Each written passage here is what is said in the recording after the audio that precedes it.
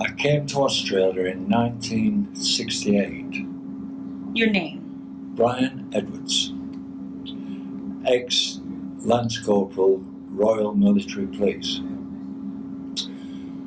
So I served in Korea from 1951 August till 1952 August. But I served with the 28th Brigade. And the 28th Brigade at that time consisted of the 3rd Battalion Royal Australian Regiment, and apart from the King's Own Scottish Borderers and one or two other regiments, but the bulk of it was the Australians. That's why I'm affiliated with the Australian branch of Korean Vets. So you want me to say something about whatever? Okay. My duty as a military policeman, apart from keeping law and order amongst the ranks, we had to sign the routes for troop movement. My job was signing routes for the 28th Brigade, mainly the Australians, whenever they moved anywhere. And I had to sign the routes right up to the forward line to make sure they knew where they were going. And then once I'd done my job, then the troops would move in. We normally was the first in with an engineer or signals.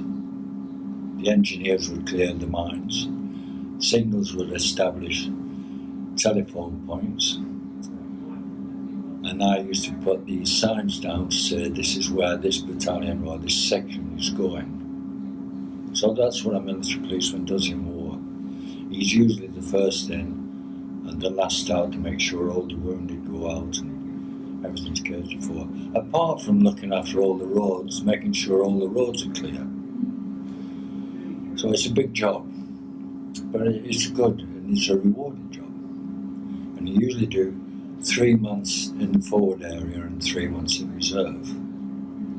But whilst I was in reserve, in April 52, I escorted the 1st Battalion Royal Australian Regiment to relieve the 3rd Battalion, which was in the line from Incheon. That was just the transport section. The other troops arrived in Busan and they came by rail. So it's an interesting job. You had to know the road, you had to keep the roads clear, and you had to keep ammunition and supplies going to the front, and you had to make sure the wounded and or dead was back behind the lines. So that's what a military policeman does in war, and that's how I was so affiliated with the Australians. But you're British. But I'm British. When did you come to Australia? 1968. So I've been in Australia quite a while. Were there other countries that sent their military policemen? Yeah, most countries did, but the British military police was probably the first big one. Really? The Americans did have police there, but they didn't do as much as what the British ones did. You're actually the first military policeman that I have interviewed. There you are. Mm-hmm. I didn't even know. And we all wore red hats. Can you put it on? Yeah, if you like. Wow. Looks handsome. Wow, I need to take a But it wasn't a hat like this we wore. It was more what we called a cheese cutter, where it had a peak down, but it had a red top on. I've still got the red top I had there, but it's got a few holes in it now.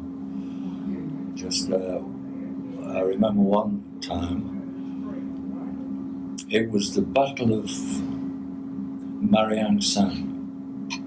That was on the 3rd of October to the 8th. I, as a policeman, signed the route from the 28th of September before we moved the brigade up on the 3rd of October. And it was during that time, I think, in that battle, I think 30,000 rounds of shells went in, and I think we took 20,000 back. And I was on a crossroads. There was the enemy there. There was the Rock Division down there. And there was the British 29th Brigade was up there at one time, but on the 3rd, 5th of October, I had to bring the 28th Brigade up. So I was the last man. My mates had dropped off at various points along the road, and I was the last one on, and I took control of this crossroads. And the shells was coming in at us, and a soldier from there took me into a ditch, and he said, "It's that hat of yours which is they're using as a target." And he was commander of a tank regiment where all the tanks were lined up behind these hills, and he was frightened that the shells were going to. Oh, they are. Just one little experience that we came across. Wow. Very exciting.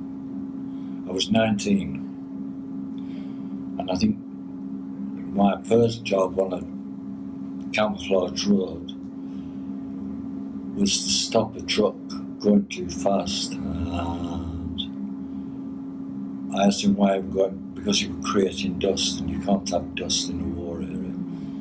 And he said, I want to know where the Graves Commission is, and he had dead bodies.